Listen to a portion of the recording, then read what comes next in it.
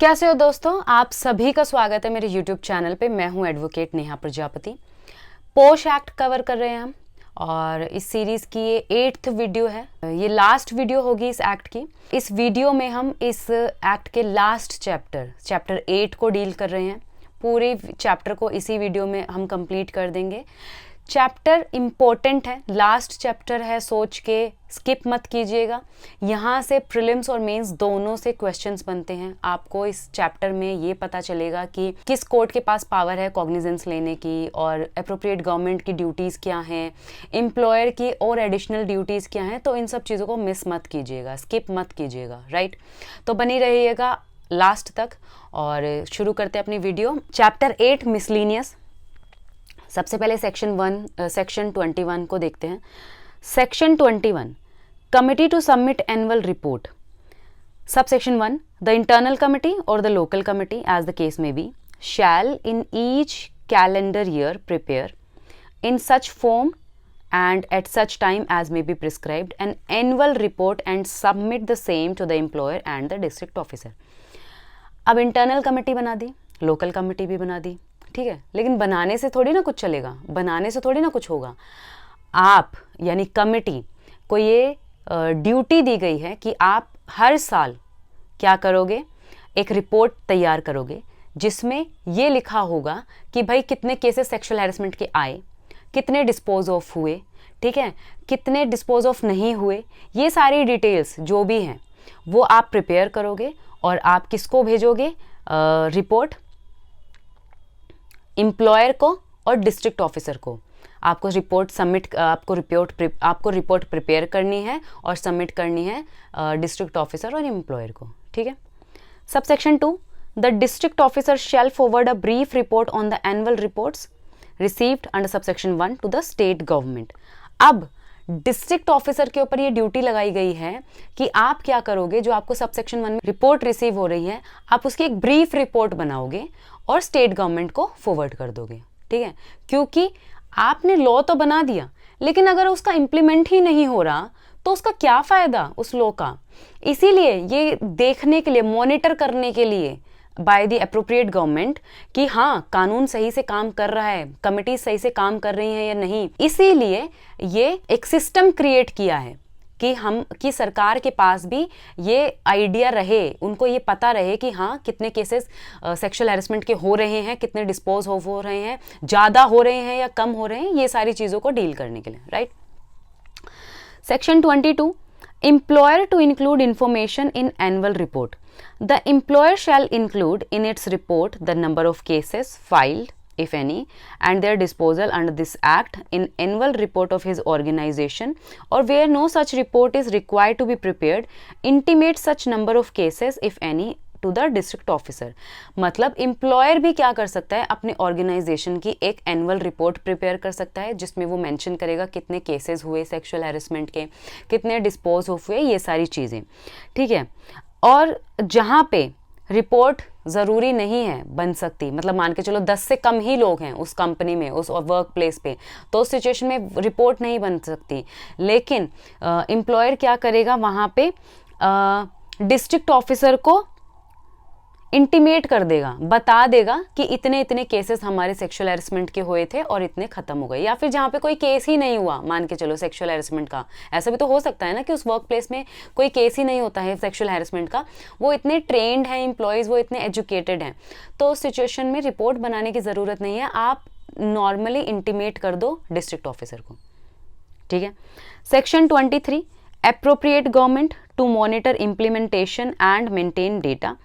The appropriate government shall monitor the implementation of this act. appropriate government यानी आपकी central government और local और state government implement करेगी, monitor करेगी कि इस एक्ट के प्रोविजंस का इम्प्लीमेंटेशन हो रहा है, ठीक है। और मेंटेन करेगी data on the number of cases filed and disposed of in respect of all cases of sexual harassment at work place. और एक डेटा मेंटेन करेगी कि कितने केसेस हो रहे हैं सेक्सुअल हैरेसमेंट के, कितने डिस्पोज्ड ऑफ हो रहे हैं, ये सारी चीज़ें, ठीक है। Section 24 appropriate government to take measures to publicize the act। appropriate government की ये भी ड्यूटी है कि आप इस एक्ट को लोगों तक पहुंचाओगे। एक्ट बना देना ही काफ़ी नहीं होता है, ठीक है। अगर वो लोगों तक पहुंच ही नहीं रहा, उनको अपने राइट्स ही नहीं पता, उनको यही नहीं पता कि अगर मेरे साथ सेक्सुअल हैरेसमेंट हो रहा है तो मैं कंप्लेंट कहाँ जाके करूँ, तो क्या फ़ायदा है इस एक्ट का, ठीक है। तो एप्रोप्रिएट गवर्नमेंट की ड्यूटी लगाई गई है कि आप क्या करोगे, इस एक्ट को पब्लिसाइज करोगे, लोगों तक पहुंचाओगे, एनजीओज को इन्वॉल्व करोगे कि आप ग्राउंड लेवल पे जाके लोगों को एजुकेट करो, उनको ट्रेनिंग दो, उनको अवेयरनेस क्रिएट करो वहाँ पे जाके, ठीक है। तो क्या कहता है, the appropriate government may subject to the availability of financial and other resources, मतलब यहाँ पे इस लाइन का ये subject to the availability of financial and other resources का मतलब है जितने भी रिसोर्सेज गवर्नमेंट के पास अवेलेबल हैं अपनी फाइनेंशियल कैपेसिटी में रह के वो जितना पब्लिसाइज कर सकती है इस एक्ट को, टीवी में एड निकाल सकती है, न्यूज़पेपर में एडवर्टाइजमेंट निकाल सकती है, रेडियो पे, ठीक है। बहुत सारे वेज हैं, मीडियम हैं कि आप इस एक्ट को पब्लिसाइज करो, right. A, clause A, develop relevant information, education, communication and training materials and organize awareness programs to advance the understanding of the public of the provision of this act providing for protection against sexual harassment of women at workplace। भाई आप public को information provide करोगे, communicate करोगे उनको जाके, ठीक है, और ट्रेनिंग दोगे उनको, है ना। ये सारी चीज़ें करके आप इस एक्ट को पब्लिसाइज करोगे कि लोगों को पता चले कि उनके क्या राइट्स हैं, आपको सेक्सुअल हैरेसमेंट नहीं करना है, ये सारी चीज़ों को आपको लोगों को बताना है, सिंपल, ठीक है। Clause B, formulate orientation and training programmes of the members of the local committee, जो लोकल कमिटी है उनके मेंबर्स को आप एजुकेट करोगे, आप उनको ट्रेनिंग दोगे कि सेक्सुअल हैरेसमेंट को कैसे डील करना है, right. Then section 25, power to call for information and inspection of records. The appropriate government, on being satisfied that it is necessary in the public interest or in the interest of women employees at workplace to do so by an order in writing, underline by an order in writing, यानी कि government, appropriate government अगर satisfy हो जाती है कि हाँ ऐसा करना पब्लिक के इंटरेस्ट के लिए ज़रूरी है या फिर विमेन के इंटरेस्ट के लिए ज़रूरी है, तो वो क्या करेगी। Clause A, call upon any employer or district officer to furnish in writing such information relating to sexual harassment as it may require, यानी किसी भी एम्प्लॉयर को और डिस्ट्रिक्ट ऑफिसर को बुलाएगी और बोलेगी ये इन्फॉर्मेशन आप मुझे प्रोवाइड करो, right. Clause B, authorize any officer to make inspection of the records and workplace in relation to sexual harassment who shall submit a report of such inspection to it within such period as may be specified in the order.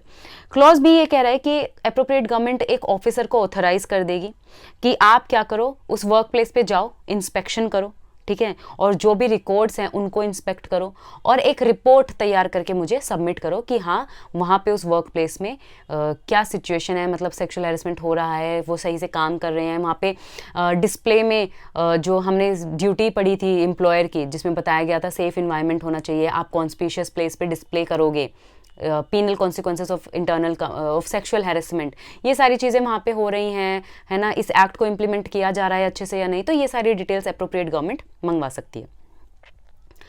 Subsection 2, every employer and district officer shall produce on demand before the officer making the inspection all information, records and other documents in his custody having a bearing on the subject matter of such inspection। कहने का मतलब ये है यहाँ पे जो भी employer होगा या डिस्ट्रिक्ट ऑफिसर होगा उसको बोला जाएगा या तो आप प्रोड्यूस करो या डिमांड कर ली जाएगी कि लेके आओ, ठीक है, जो भी कोई भी इंफॉर्मेशन है, रिकॉर्ड है या फिर कोई अदर डॉक्यूमेंट है जो उसके कस्टडी में है, ठीक है, तो आप वो भी एप्रोप्रिएट गवर्नमेंट वो भी मंगवा सकती है एम्प्लॉयर और डिस्ट्रिक्ट ऑफिसर से, राइट। सेक्शन 26, अब यहाँ पे पेनल्टी बताई गई है। Penalty for non compliance with provisions of the act where the employer fails to, यहाँ पे पेनल्टी किसकी है, एम्प्लॉयर को दी जाएगी अगर एम्प्लॉयर फेल हो जाता है क्या करने में। Clause A, constitute an internal committee under subsection 1 of section 4, अगर वो अपने वर्क प्लेस पे इंटरनल कमिटी कॉन्स्टिट्यूट ही नहीं करता है यानी वो इस एक्ट के प्रोविजन को वॉयलेट कर रहा है, आपको पेनल्टी फेस करनी पड़ेगी। Clause B, take action under section 13, 14, 22 and clause B यहाँ पे कह रहा है कि अगर वो सेक्शन 13 में इंक्वायरी नहीं करता है, सेक्शन 14 में हमने पढ़ा था कि अगर सेक्शन 14 में जो मैलिशियस अगर कंप्लेंट फाइल कर दी गई है उसमें अगर वो एक्शन नहीं लेता है, सेक्शन 22 हमने देखा था अगर वो एनुअल रिपोर्ट नहीं दे रहा है, स्टेट गवर्नमेंट को सबमिट नहीं कर रहा है, ये सारी सिचुएशन में अगर वो ये काम नहीं करता है जो उसकी ड्यूटीज़ हैं, अगर वो काम नहीं कर रहा है तो यानी कि उसको पेनल्टी फेस करनी पड़ेगी। वो इस एक्ट के प्रोविजंस को वॉयलेट कर रहा है, right. Clause C, contravenes or attempts to contravene or abets contravention of other provisions of this act or any rules made thereunder। इस एक्ट के किसी भी प्रोविजन को कॉन्ट्रावीन कर रहा है, अबेट कर रहा है, उकसा रहा है लोगों को करने के लिए, कॉन्ट्रावीन करने के लिए, या तो वो इस एक्ट के किसी भी प्रोविजन को कॉन्ट्रावीन कर रहा है, अटेम्प्ट टू कॉन्ट्रावीन कर रहा है, या फिर अबेट्स कॉन्ट्रावेंशन कर रहा है, तो उस सिचुएशन में उसके ऊपर पेनल्टी लगाई जा सकती है, ठीक है। और पेनल्टी कितनी होगी? He shall be punishable with fine, fine लगाया जाएगा which may extend to 50,000 rupees, 50,000 रुपए तक का उसके ऊपर पेनल्टी लगाई जा सकती है, right. Subsection 2, if any employer, अगर कोई employer after having been previously convicted of an offence punishable under this act subsequently commits and is convicted of the same offence, he shall be liable to। अगर employer already इस act में एक बार convict हो गया और दोबारा उसने same contravention कर दिया, in that situation he shall be liable to twice the punishment which might have been imposed on first conviction. यानी अगर मान के चलो उसको पहली कन्विक्शन जो हुई उसमें 10,000 का उसके ऊपर फाइन लगाया गया, तो अब ये ट्वाइस हो जाएगा, यानी 20,000 का फाइन लग जाएगा अब उसके ऊपर, ठीक है। Subject to the punishment being maximum provided for the same offence, provided that in case a higher punishment is prescribed under any other law for the time being force for the offence for which the accused is being prosecuted, the court shall take due cognizance in the same while awarding the punishment। कहने का मतलब ये है कि किसी दूसरे law में अगर उस सेम ऑफेंस की पनिशमेंट दी गई है और वो हायर पनिशमेंट प्रिस्क्राइब की गई है उस लॉ में, ठीक है, तो इस एक्ट में जब उसको पनिशमेंट दी जा रही होगी तो उस पनिशमेंट को भी कंसिडर किया जाएगा। क्लॉज 2 कहता है कैंसिलेशन ऑफ हिज लाइसेंस और विड्रॉवल और नॉन रिन्यूवल और अप्रूवल और cancellation of the registration as the case में बी बाय द गवर्नमेंट और local authority required for carrying on his business और एक्टिविटी। आपको फाइन तो लगाया ही जा रहा है, साथ में और क्या किया जा सकता है? आपको जो वर्क प्लेस है उसको कैंसिल कर दिया जाएगा, आपके उसके वर्क प्लेस का जो लाइसेंस है उसको कैंसिल कर दिया जाएगा, रिन्यू नहीं किया जाएगा, विड्रॉ कर लिया जाएगा, ठीक है। ये सारी चीज़ें, जो आपका रजिस्ट्रेशन है उसको कैंसिल कर दिया जाएगा, तो ये सारी चीज़ें भी लगाई जा सकती हैं, ठीक है, सब्सिक्वेंट कॉन्विक्शन पे। सेक्शन 27, अब सेक्शन 27 कॉग्निजेंस की बात करता है कि बात की गई है कि कोर्ट कब कॉग्निजेंस लेगा, कोर्ट अपने आप से कॉग्निजेंस जाके नहीं लेगा। Sub section 1, no court shall take cognizance of any offence punishable under this act, यानी इस एक्ट में जो भी ऑफेंस है उसका कॉग्निजेंस खुद से कोर्ट नहीं लेगा। और any rules made thereunder, या जो भी रूल्स दिए गए हैं, save on a complaint made by aggrieved women और any person authorised by the internal committee और the local committee in this behalf. लेकिन अगर कंप्लेंट की जाती है अग्रीव वुमेन के द्वारा या फिर इंटरनल और लोकल कमेटी के किसी भी मेंबर के द्वारा अगर कंप्लेंट की गई है कोर्ट में जाके, तब कोर्ट कॉग्निजेंस लेगा उसका, अदरवाइज सुओ मोटो कॉग्निजेंस नहीं लेगा, ठीक है। Sub section 2, no court inferior to that of a metropolitan magistrate or a judicial magistrate of first class shall try any offence punishable under this act। अब यहाँ पे ये भी बताया गया है कि अगर आपको कंप्लेंट फाइल करनी है तो आपको ये भी तो पता होना चाहिए किस कोर्ट के सामने जाके आप कंप्लेंट फाइल करोगे, ठीक है। तो यहाँ पे मेट्रोपॉलिटन मजिस्ट्रेट और जुडिशियल मजिस्ट्रेट फर्स्ट क्लास को कॉग्निजेंस दिया गया है कि आप इनके सामने आप जाके अपनी कंप्लेंट फाइल करोगे। अब मेट्रोपॉलिटन मजिस्ट्रेट जो है वो तो बीएनएसएस में अब रहा ही नहीं, ठीक है, तो बेसिकली आप नॉर्मली आप जुडिशियल मजिस्ट्रेट फर्स्ट क्लास के सामने जाके अपनी कंप्लेंट फाइल कर सकते हो, right. Sub section 3, every offence under this act shall B non cognizable. इस एक्ट के जो भी ऑफेंस बताए गए हैं वो नॉन कॉग्निजेबल है। Section 28, act not in derogation of any other law. ये जो एक्ट है ये किसी को डेरोगेट नहीं कर रहा है, मतलब जो ऑलरेडी एग्जिस्टिंग लॉ है उसमें ये एड ऑन कर रहा है। कहने का मतलब देखो, the provision of this act shall be in addition to और not in derogation of the provisions of any other law for the time being in force. जैसे for example section 509 of IPC है जो modesty of women की बात करता है, ठीक है, उसमें पनिशमेंट दी गई है। तो ये अग्रीड वुमेन के पास ये राइट है कि आप सेक्शन 509 में भी अपनी कंप्लेंट फाइल कर सकते हो और इस एक्ट के अकॉर्डिंग भी आप कंप्लेंट फाइल कर सकते हो, ठीक है। तो यहाँ पे ऐसा नहीं है कि जो एग्जिस्टिंग लॉ ऑलरेडी जहाँ पे ऑफेंस पनिशेबल है, जहाँ पे पनिशमेंट बताई गई है, उसको आप खत्म कर रहे हो, नहीं, आप एडिशन कर रहे हो उस एक्ट में, उस एग्जिस्टिंग लॉ में आप एक और एडिशन कर रहे हो, right. Section 29 power of appropriate government to make rules.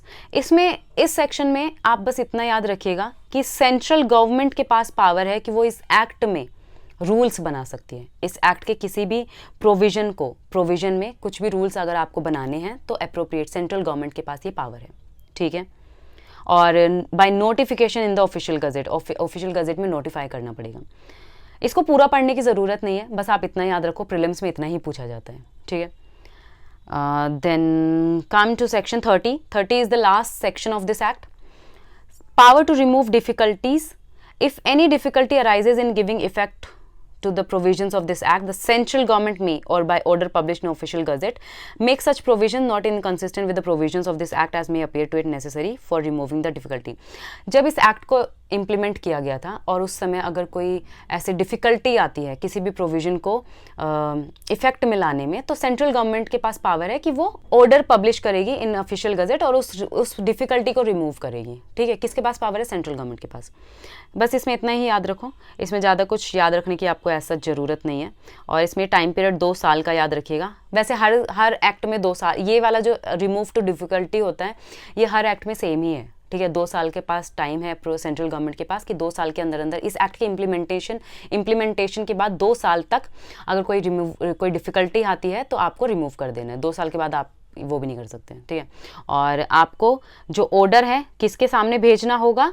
House of each parliament, each house of parliament के सामने आपको रखना होगा, राइट। तो ये था हमारा sexual harassment of women at work place act. I hope आपको सारे प्रोविजंस अच्छे से समझ में आए हो। तो अगर आपको मेरी वीडियो अच्छी लगी है तो प्लीज़ इसको लाइक कीजिएगा, मेरे चैनल को सब्सक्राइब कर लीजिएगा और ज़्यादा से ज़्यादा वीडियो को शेयर कीजिएगा। अगर आप चाहते हैं मैं किसी पर्टिकुलर एक्ट के ऊपर वीडियो बनाऊं, ठीक है, तो आप कमेंट में मुझे बता सकते हैं, मैं उस एक्ट की वीडियोस लेके आऊँगी। और जैसा हमने इस एक्ट को कवर किया, एक एक सेक्शन को अच्छे से डील किया, उसी तरीके से हम बाकी इस एक्ट्स को भी ऐसे ही कवर करेंगे।